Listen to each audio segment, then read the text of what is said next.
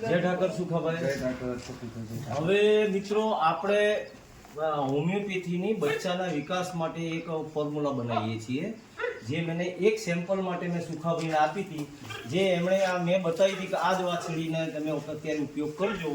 તો આ વાછડીને આપણે ચાલુ કરી અને તમને કેવો ફરક લાગે? કમ્પ્લીટ આ બીજાને નથી પાય, આપણે એક સેમ્પલ આ એકને જ પાયું. આજે 10 દિવસ થયા છે.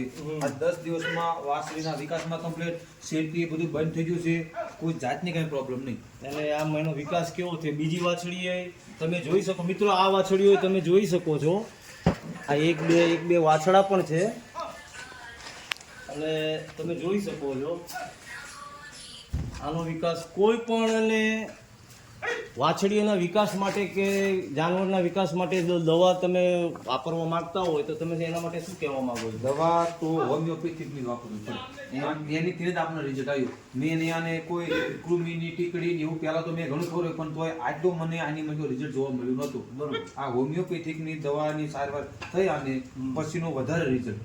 સરસ સરસ. ધાવણ પૂરતું ધારી એક છે, જે ધાવણ ધાવે ને એ હજમ કરી શકે, શેરતી નથી. બરોબર.